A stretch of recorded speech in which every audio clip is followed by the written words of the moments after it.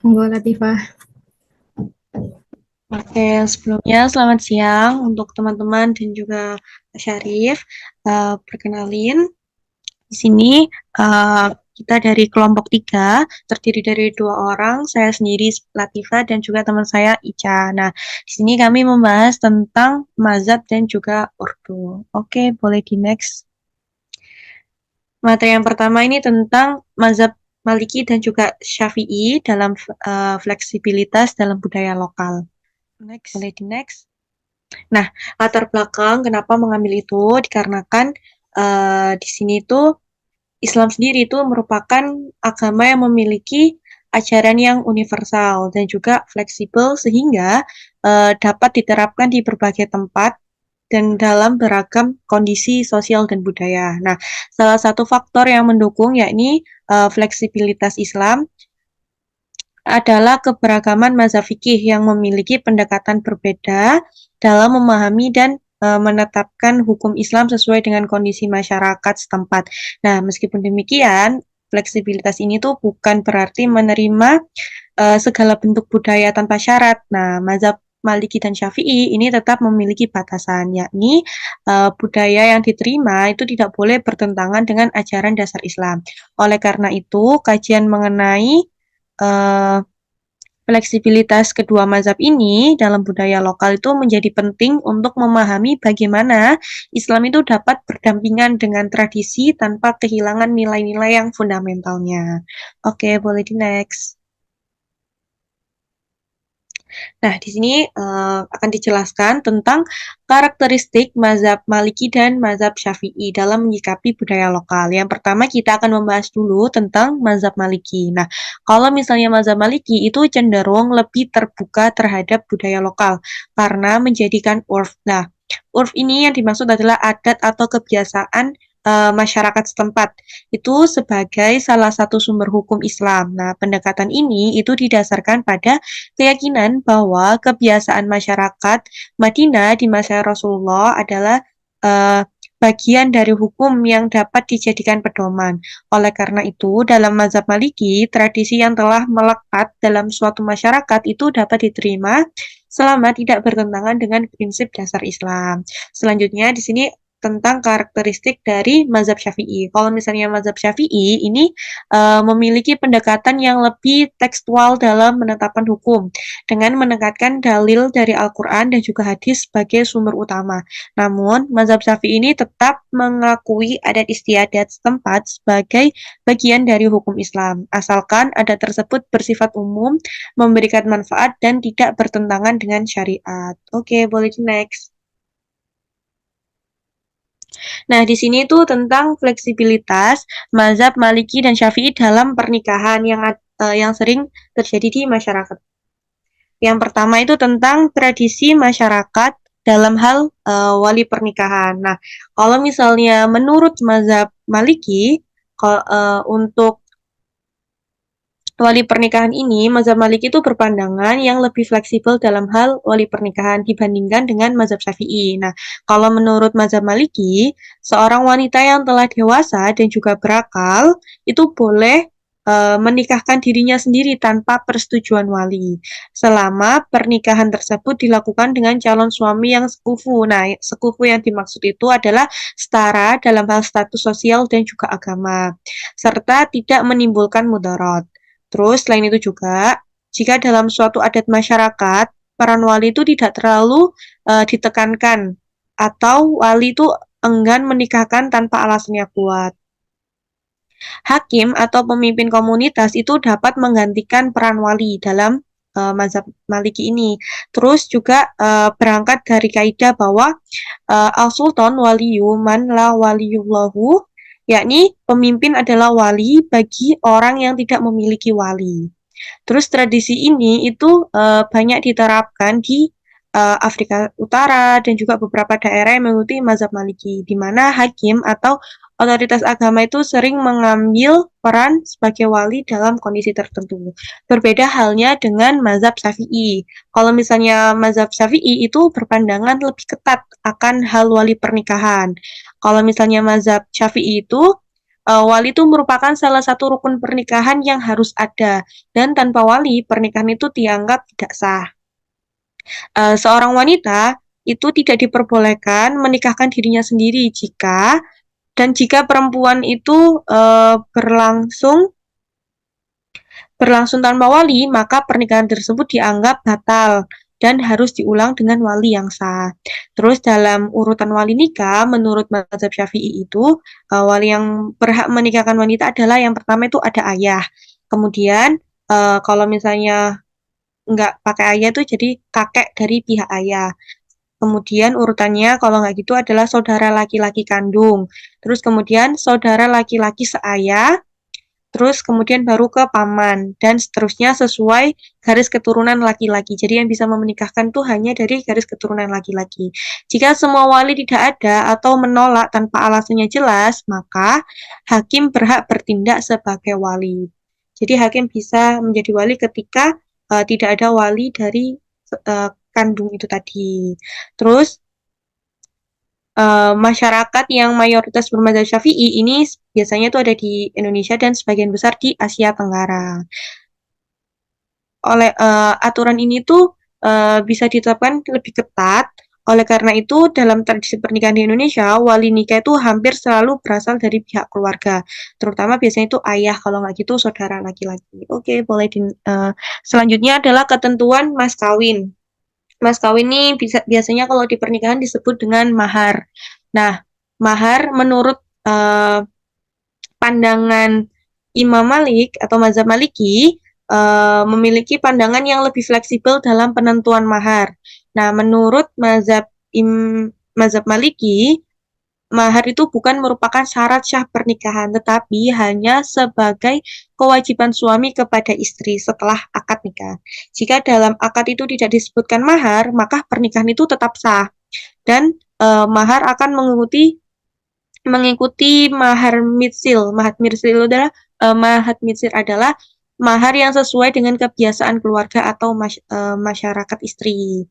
Nah, untuk bentuk mahar sendiri, kalau misalnya di mazhab Maliki itu tidak ada batasan khusus mengenai bentuknya. Terus asalkan bernilai dan dapat dimanfaatkan.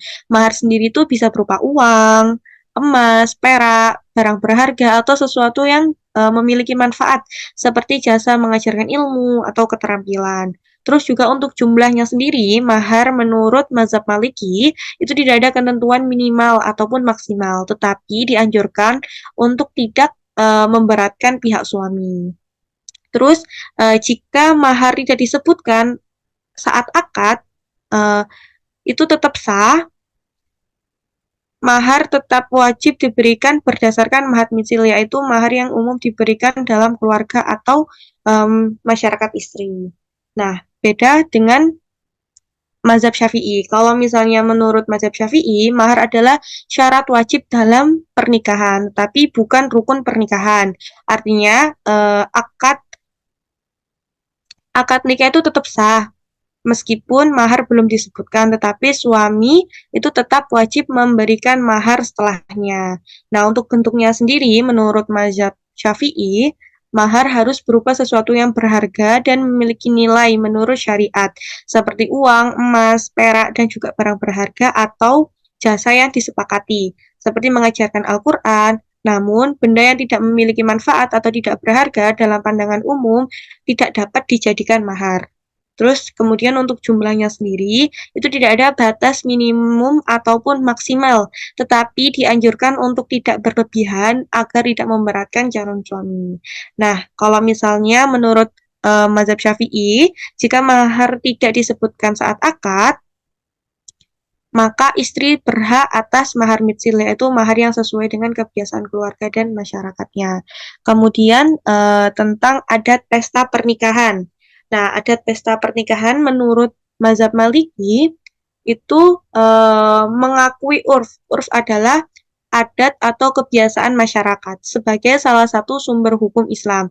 Oleh karena itu, adat pesta pernikahan yang telah menjadi tradisi dalam suatu masyarakat itu dapat diterima selama tidak bertentangan dengan prinsip ajaran syariat Islam.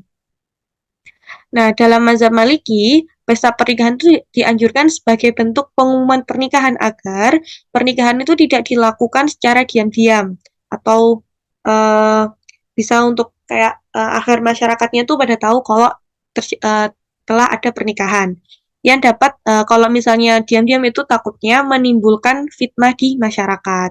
Nah, dalam pelaksanaan sendiri saat pesta pernikahan, mazhab Maliki ini lebih longgar terhadap hiburan seperti musik dan juga tarian selama tidak mengarah pada perbuatan yang diharamkan. Seperti kayak misal campur baur antara pria dan wanita atau bukan mahram, minum-minuman keras, dan tindakan yang bertentangan dengan akhlak Islam. Bahkan dalam beberapa masyarakat penganut mazhab Maliki ini penggunaan alat musik tradisional dalam pesta pernikahan seperti rebana dan nyanyian pujian itu diperbolehkan sebagai bagian dari ekspresi kebahagiaan. Nah, kalau misalnya menurut mazhab Syafi'i itu juga diperbolehkan pesta pernikahan tetapi dengan syarat tetap menjaga batasan syariat.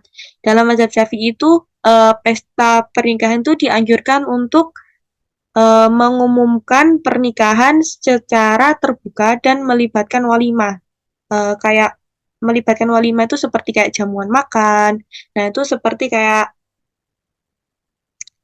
ada nih hadis dari Rasulullah, hadis riwayat Bukhari dan Muslim yang mana maknanya adalah adakanlah walimah meskipun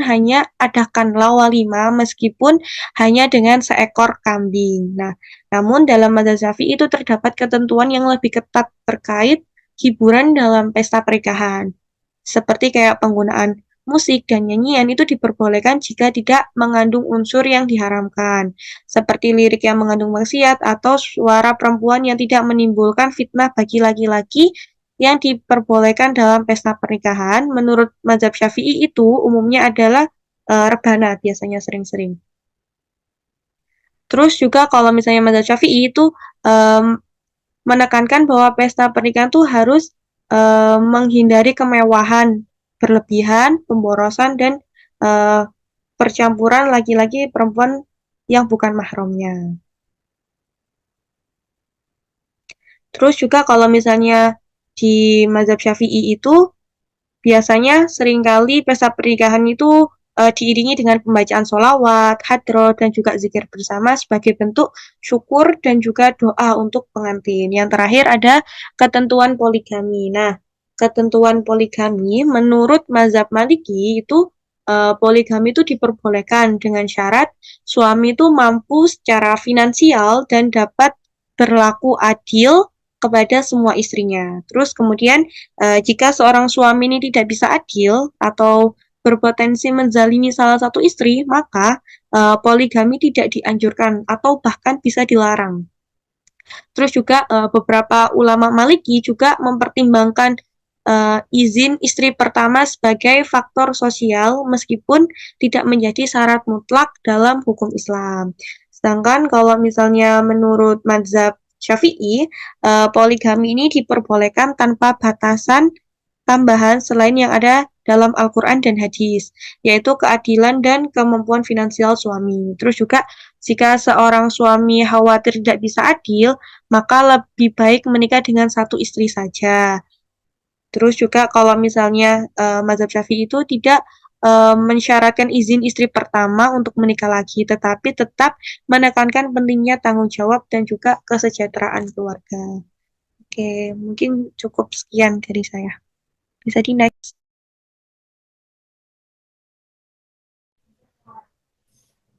Baik, selanjutnya ada ordo yang akan saya bawakan kali ini adalah Jesuit atau Society of Jesus. Sebelumnya, mari bahas sedikit tentang apa itu ordo. Nah, istilah ordo sendiri ini berasal dari bahasa Latin, yaitu sama ordo yang berarti tatanan atau suatu kelompok yang terorganisir. Sedangkan dalam konteks gereja Katolik, ordo itu merupakan kelompok biarawan, biarawati, atau imam yang hidup dalam komunitas religius yang kemudian mengikuti aturan-aturan tertentu. Nah, dalam gereja Katolik, lebih jelasnya ini adalah komunitas religius ya. Ordo ini adalah komunitas religius yang anggotanya mengikrarkan kaul kekal. Kaul kekal itu adalah janji yang diucapkan oleh seorang anggota religius untuk melaksanakan sesuatu tindakan yang lebih sempurna gitu. Nah, dan kaul kekal ini adalah dasar dari hidup membiara yang sudah disahkan oleh gereja. Kaul yang diikrarkan itu ada kaul kemiskinan, kaum kemurnian, dan ketaatan. Ordo juga mengikuti aturan hidup tertentu berdasarkan spiritualitas pendirinya. Ordo juga biasanya memiliki tradisi, aturan, dan misi khusus baik dalam kehidupan doa maupun pelayanan pastoral yang nanti akan diberi contoh dalam Ordo Jesuit. Nah, ini ada sejarah dari Ordo Jesuit. Ordo Jesuit ini didirikan oleh Inigo Lopez de Loyola atau sekarang bisa dikenal dengan Ignatius Loyola. Ignatius ini merupakan anak bungsu dari keluarga bangsawan di wilayah Basku, yaitu salah satu wilayah di Spanyol Utara. Ya, ini dididik dan dilatih sebagai seorang bangsawan sekaligus seorang ksatria.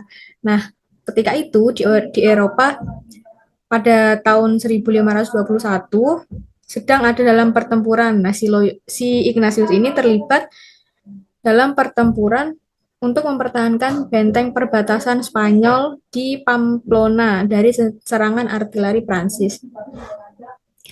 Nah, saat itu kaki Ignatius terluka parah akibat peluru dari meriam.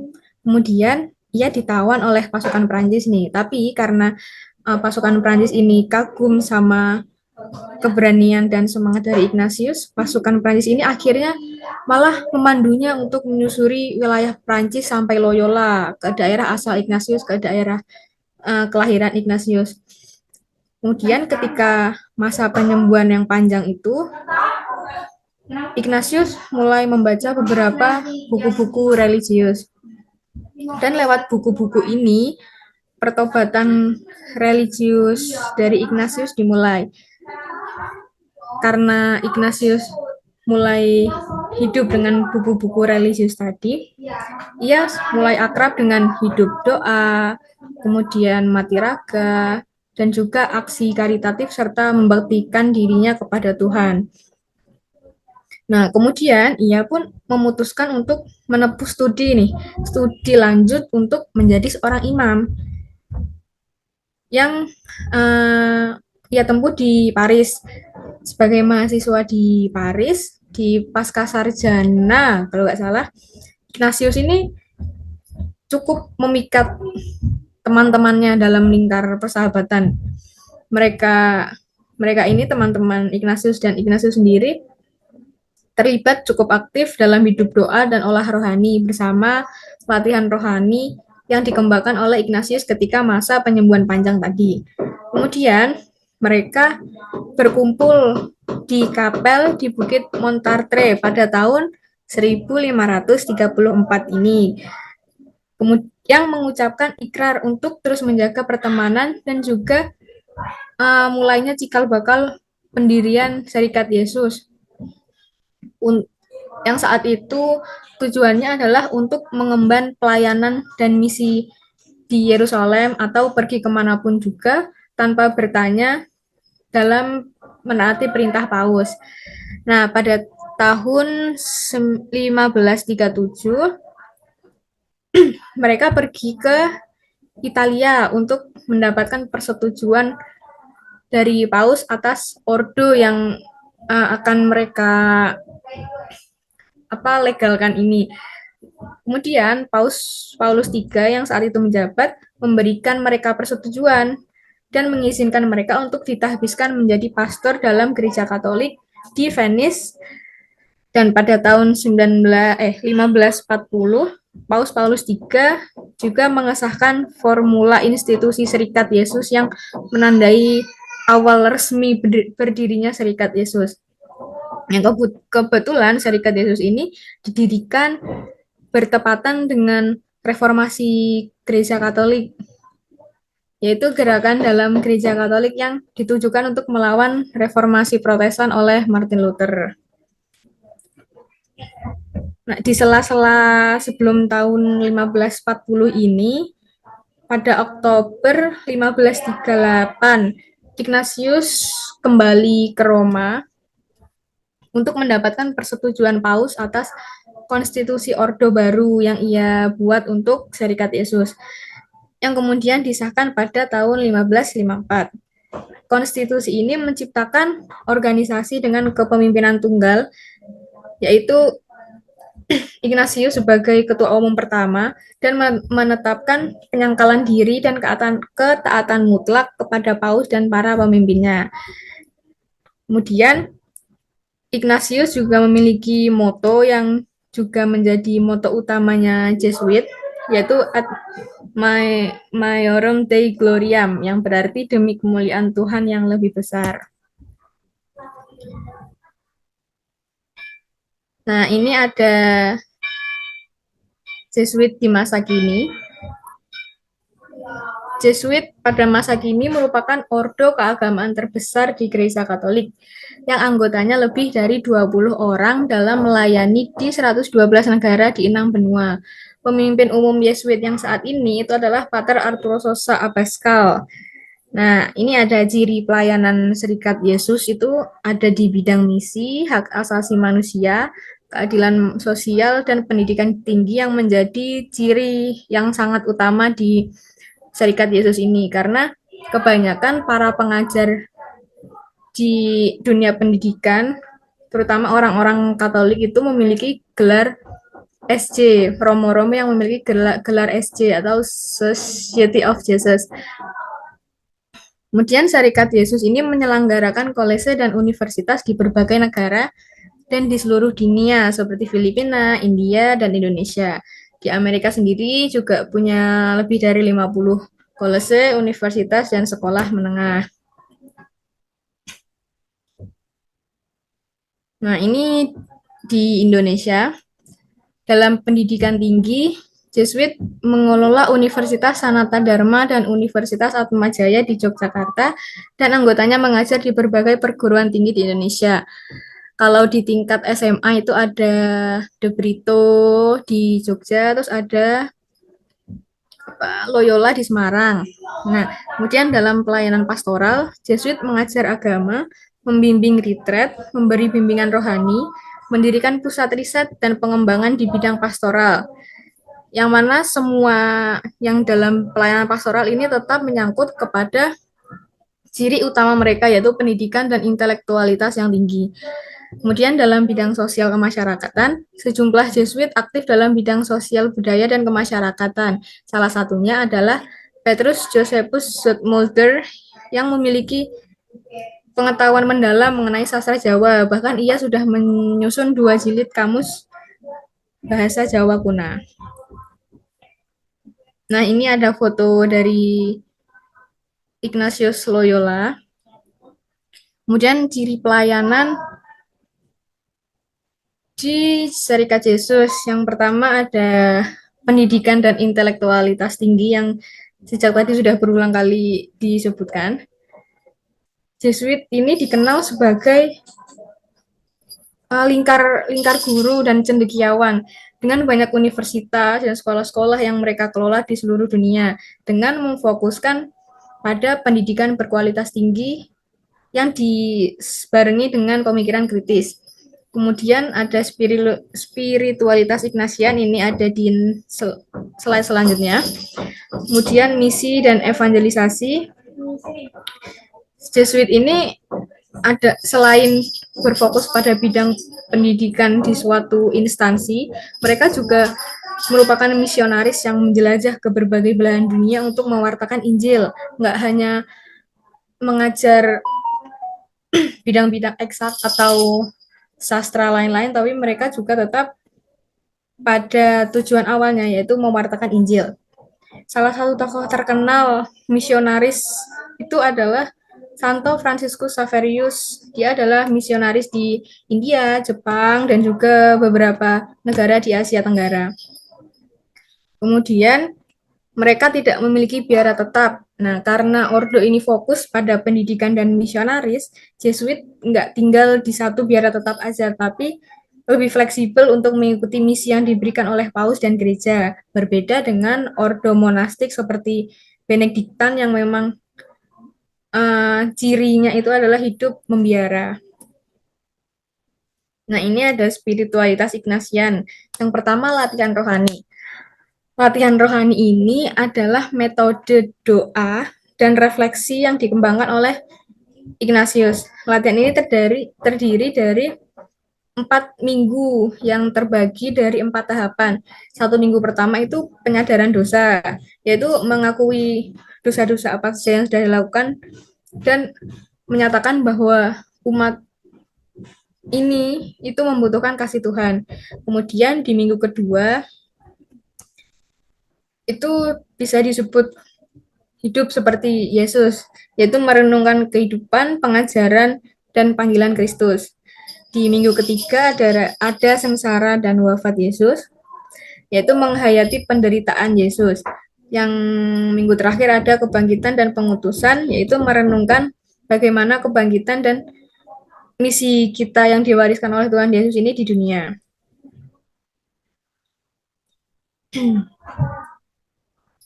Tujuan dari latihan rohani ini sendiri itu kurang lebih untuk membantu seseorang dalam menemukan kehendak Tuhan dalam hidupnya dan juga mempersiapkan diri umat untuk pengambilan keputusan berdasarkan bimbingan dari Roh Kudus.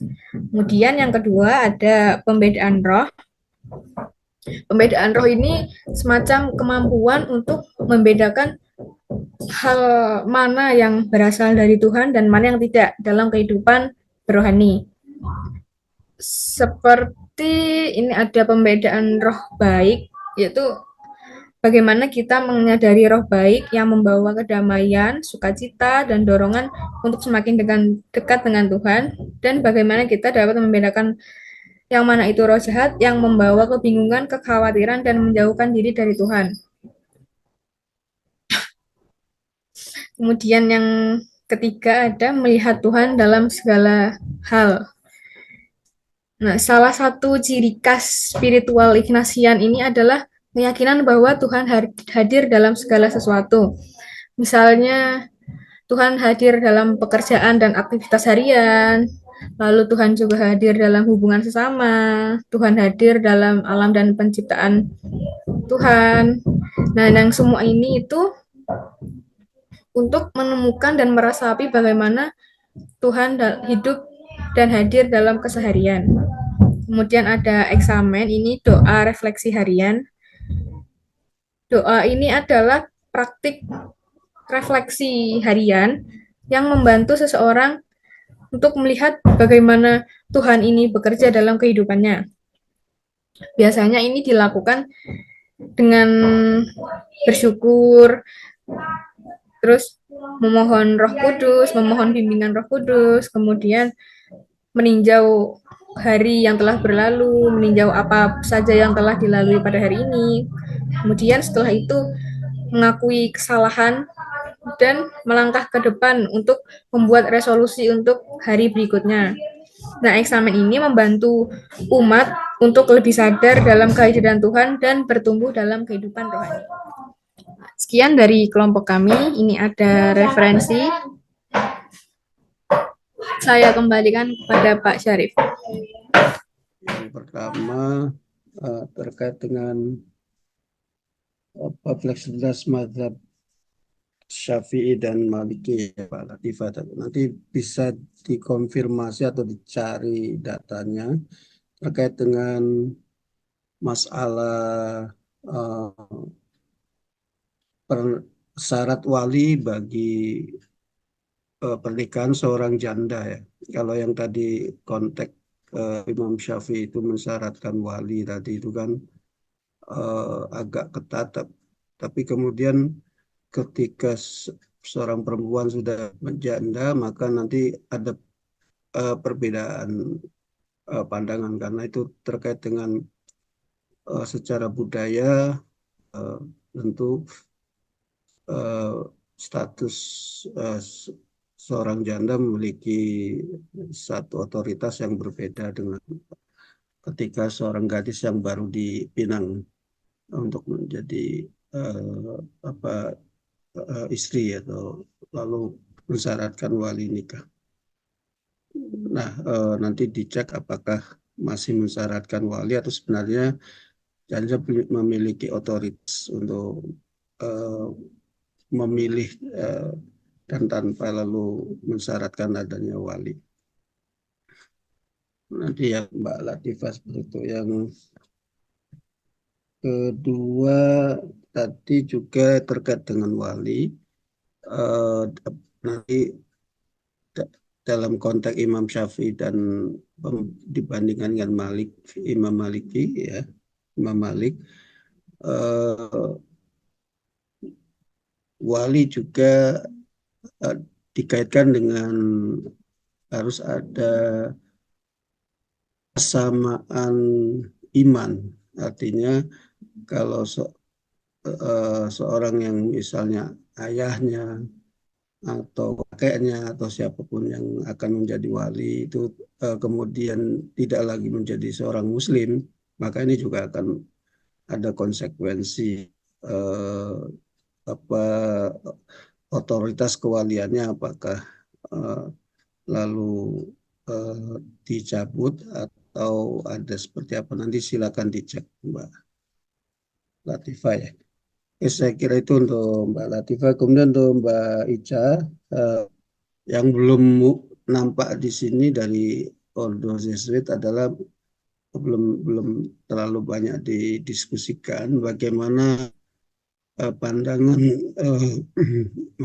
Ordo Jesuit atau oleh pendiri sendiri Ignatius ini terhadap budaya-budaya lokal yang ada itu kan akan mempengaruhi nanti bagaimana situasinya beberapa pengikut Yesuit terkait dengan cara mengadaptasi atau mempersisikan atau memposisikan budaya-budaya lokal dalam uh, liturgi maupun di dalam apa proses ritual-ritual yang lainnya. Nah, ini coba diungkap lagi oleh Mbak Ica ya. Saya kira itu dari saya. Sekarang silakan diberi kesempatan untuk dua penanya atau penanggap dari audiens. Jelas ya. Sebenarnya ini aku pertanyaannya sebenarnya based of penasaran aja sih kayak tentang pernikahan-pernikahan gitu ya. Dan tadi tuh aku kan sempat apa ya tadi pagi ya hitungannya ya sempat kayak search reels lah. Nah ternyata pas di reels tuh ini muncul kayak open marriage. Nah, dan aku penasaran tuh kan kayak mana open marriage itu dia itu orang tuh menikah kan. Tapi mereka secara konsensual juga tetap melakukan aktivitas suami istri ke orang yang bukan istrinya ataupun suaminya gitu. Nah, dan jadi pertanyaanku ialah bagaimana sih sebenarnya Islam memandang fenomena open marriage itu? Kembali tampil untuk menyampaikan jawaban dari pertanyaan-pertanyaan yang berkembang tadi. Silakan kelompok 3. Baik, terima kasih Pak atas kesempatannya. Di sini saya akan menjawab satu persatu pertanyaan untuk kelompok 3. Yang pertama tadi pertanyaan dari Bapak terkait syarat wali bagi seorang janda, yang mana pastinya ada sedikit perbedaan dengan seorang gadis ketika menikah. Nah, kalau misalnya seorang janda sendiri, ini menurut mazhab Maliki ya Pak. Menurut mazhab Maliki itu, seorang janda itu memiliki hak penuh untuk menikahkan dirinya sendiri tanpa memerlukan izin wali. Nah, hal ini tuh karena janda itu dianggap sudah dewasa dan juga berpengalaman dalam kehidupan pernikahan, sehingga ia itu berhak menentukan pilihannya sendiri tanpa intervensi wali.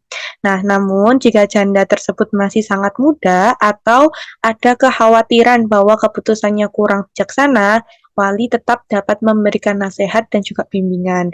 Nah, meskipun seperti itu, peran wali dalam kasus ini tuh lebih bersifat membimbing, bukan menghalangi hak janda untuk menikah dengan calon pilihannya. Sedangkan menurut mazhab Syafi'i, seorang janda itu memiliki hak penuh untuk menolak atau menerima pernikahan yang diinginkannya. Nah, ini tuh didasarkan pada hadis riwayat Muslim, Abu Dawud dan juga Nasai, yang mana bunyi hadisnya itu adalah seorang janda itu lebih berhak terhadap dirinya sendiri dibandingkan walinya, dan seorang gadis itu harus dimintai izin dalam pernikahannya. Nah, penjelasannya itu kayak meskipun memiliki hak untuk menentukan pilihannya, tapi janda itu tetap memerlukan wali dalam akad pernikahan.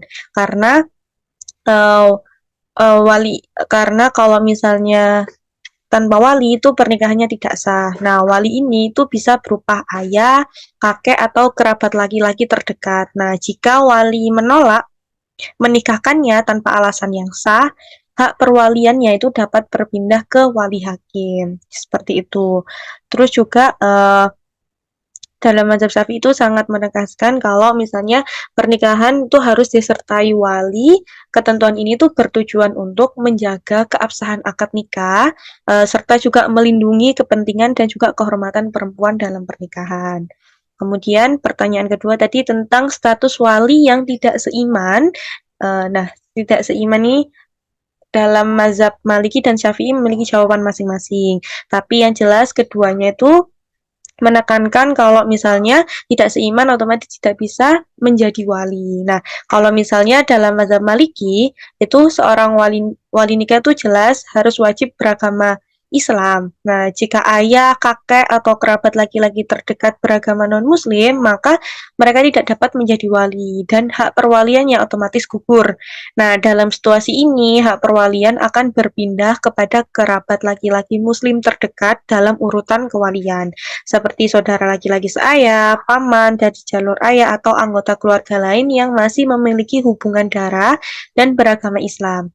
Namun, jika tidak ada wali muslim dalam keluarganya, maka hak perwaliannya ini diberikan kepada wali hakim, yaitu penguasa atau pejabat agama yang berwenang untuk menikahkan seorang muslimah agar pernikahannya tetap sah menurut syariat Islam. Sedangkan menurut mazhab Syafi'i, wali nikah ini harus orang muslim karena Islam tidak memberikan kewenangan kepada non-muslim untuk memiliki otoritas atas seorang muslim. Terus juga jika seorang wanita muslim memiliki ayah, kakek, atau walinya yang non-muslim, maka mereka itu tidak berhak menjadi walinya dalam pernikahan. Nah, dalam kondisi seperti ini itu hak perwaliannya berpindah kepada kerabat laki-laki muslim terdekat, seperti saudara laki-laki, paman, atau keluarga lainnya yang memenuhi syarat sebagai wali. Nah, jika tidak ada wali di dalam keluarga, maka hak perwaliannya jatuh kepada wali hakim, sama seperti mazhab di Imam Malik gitu. Terus juga yang mendukung dari argumen ini ada dari Al-Quran sendiri, surat Quran An-Nisa ayat 141 yang artinya itu, dan Allah sekali-sekali itu tidak akan memberi jalan kepada orang-orang kafir untuk menguasai orang-orang yang beriman. Nah, ayat itu dijadikan sebagai dasar bahwa wali pernikahan itu tidak boleh dari kalangan non-muslim, karena mereka tidak boleh memiliki otoritas atas muslim. Nah, juga didukung oleh hadis Nabi, hadis riwayat Abu Daud dan juga Baihaqi yang mana berbunyi tidak ada perwalian bagi orang kafir terhadap muslim. Nah, hadis ini tuh juga memperjelas bahwa seorang wali harus beragama Islam agar akadnya nikahnya itu sah, seperti itu. Terus juga menjawab pertanyaan dari Arya tentang open marriage, yang mana pernikahan terbuka atau konsep di mana pasangan suami istri itu setuju untuk memiliki hubungan dengan orang lain di luar pernikahan mereka. Nah, baik secara emosional maupun fisik dalam Islam. Nah, kalau dalam Islam sendiri jawabannya jelas dilarang keras karena hal itu bertentangan dengan prinsip dasar pernikahan dalam syariat Islam. Open marriage ini dilarang dalam Islam karena bertentangan dengan prinsip dasar pernikahan yang menekankan yang mana ada kesetiaan, tanggung jawab. Terus juga Islam juga melarang zina secara tegas karena pernikahan bertujuan untuk menjaga kesucian dan juga keharmonisan keluarga. Jadi suami dan istri itu memiliki kewajiban untuk saling menjaga, bukan justru membiarkan pasangannya berhubungan dengan orang lain. Selain itu, open marriage ini membawa dampak negatif seperti kayak merusak nilai pernikahan itu sendiri, menghancurkan keluarga, serta kayak membuka pintu bagi perzinaan merupakan dosa besar bagi Islam. Nah, hal ini didukung sendiri disebutkan dalam Al-Quran surat Al-Isra ayat 32 yang artinya, dan janganlah kamu mendekati zina. Sesungguhnya zina itu adalah suatu perbuatan yang keji dan suatu jalan yang buruk. Nah, ayat itu menegaskan bahwa zina bukan hanya haram, tetapi juga merupakan dosa besar yang harus dihindari. Dan juga didukung oleh hadis Nabi, hadis riwayat Bukhari Muslim yang bunyinya itu, tidaklah seorang berzina saat ia berzina dalam keadaan beriman. Hadis ini menunjukkan bahwa zina merupakan tindakan yang bertentangan dengan keimanan seorang muslim. Kemudian juga dalam menjaga keluarga itu dalam Al-Quran, Quran surat An-Nisa ayat 34 itu juga memiliki arti yang mana kaum laki-laki itu adalah pemimpin bagi kaum perempuan, karena Allah telah melebihkan sebagian mereka laki-laki atas sebagian yang lain, dan karena mereka laki-laki telah menafkahkan sebagian dari harta mereka. Nah, itu menegaskan bahwa suami memiliki tanggung jawab untuk menjaga istrinya, bukan justru mengizinkan hubungan dengan orang lain di luar pernikahan. Mungkin itu untuk menjawab beberapa pertanyaan. Kelompok 3, silakan salah satu untuk memberikan closing statement dulu. Baik, terima kasih. Tetap kebetulan tadi yang pertanyaan terkait ordo belum terjawab, Pak. Oh iya, betul ya. Saya agak lupa tadi. Maaf ya, Mbak Ica. Silakan, Mbak Ica. Iya. Nah, tadi kan pertanyaannya bagaimana pandangan Jesuit atau Ignatius sendiri terhadap budaya lokal terkait cara adaptasi atau memposisikan budaya lokal dalam liturgi atau ritual. Jesuit ini sangat mengedepankan inkulturasi, jadi tiap mereka mewartakan Injil ke wilayah yang berbeda itu mereka pasti mencoba untuk menyatu dengan budaya setempat selama budaya itu enggak bertentangan sama agama Katolik. Dapat tergambar juga ketika itu tadi saya ada membaca ada salah satu imam yang waktu itu sedang memimpin ibadah, dia memakai pakaian khas daerah itu. Nah, selain itu juga musik-musik, terus tata laksana juga diselaraskan dengan budaya setempat. Terlebih lagi ada terjemahan kitab suci yang dari bahasa Latin ke bahasa setempat. Nah, tetapi kalau untuk terkait liturgi, mungkin kalau sebelum tahun 1570 atau sebelum Misel Romanum itu mereka bisa campur tangan dalam liturgi, tetapi setelah tahun 70 itu setelah konsili ini diterapkan. Nah, konsili ini berisi pengesahan liturgi yang universal, Pak. Jadi liturgi Gereja Katolik itu sama di seluruh dunia. Jadi mereka nggak bisa campur tangan dalam pengubahan liturgi yang sudah ditetapkan, tetapi bisa dalam ritual seperti tata laksana, seperti penambahan tarian-tarian daerah ke dalam ibadah atau penggantian alat musik. Kalau di Indonesia kan pakai gamelan, itu ada di gereja di Berbah, musiknya itu pakai gamelan untuk mengiringi. Nah, seperti itu. Ya, seperti itu, Pak. Oke, jadi ada wilayah-wilayah yang memang ada pakem ya, yang secara universal ya. Kemudian wilayah-wilayah yang punya ada akomodasi lokal, begitu ya Mbak Ica ya. Wilayah pakem itu bukan ke wilayah ya, Pak, tapi aturan yang sudah ditetapkan oleh otoritas gereja bahwa liturgi itu universal untuk semua negara, semua wilayah gitu. Tetapi di wilayah sendiri-sendiri pun memiliki otoritas selama itu nggak mengganggu jalannya liturgi. Seperti liturgi sabda, liturgi bacaan-bacaan yang dibacakan ketika misa itu kan satu dunia itu kan sama. Nah, mereka nggak boleh mengubah di situ. Tetapi kalau misal mau mengubah aransemen musik atau mengubah tata laksana seperti penambahan apa hal-hal yang kewilayahan kayak tari-tarian itu nggak apa-apa. Oke, terima kasih Mbak Ida atas konfirmasi dan juga wawasan untuk kita semua. Untuk ternyata dalam setiap agama tentu ada sesuatu yang kemudian bisa direlasikan atau didialogkan dengan budaya dan kemudian lalu jadinya sebuah simbiosis yang konstruktif antara agama dan budaya di masing-masing tempat. Ini tergambar dari apa yang tadi kita diskusikan, baik dalam Ordo Jesuit maupun mazhab Maliki maupun mazhab Syafi'i yang berkembang di Indonesia. Cukup untuk kuliah hari ini. Saya kira eh, sesuai dengan kesepakatan kemarin kita berjalan luring ya. Maaf secara daring karena saya mengakomodir eh, kemauan dari mayoritas karena mungkin sebagian dari kalian sudah eh, ada di lokasi mudik masing-masing.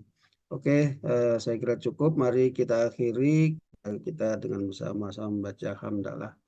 Alhamdulillahirobbil alamin. Alhamdulillahirabbil alamin. Yang belum beresensi, sudah semua ya. Oke, kalau gitu saya akhiri. Wassalamualaikum warahmatullahi wabarakatuh. Salam, salam sejahtera.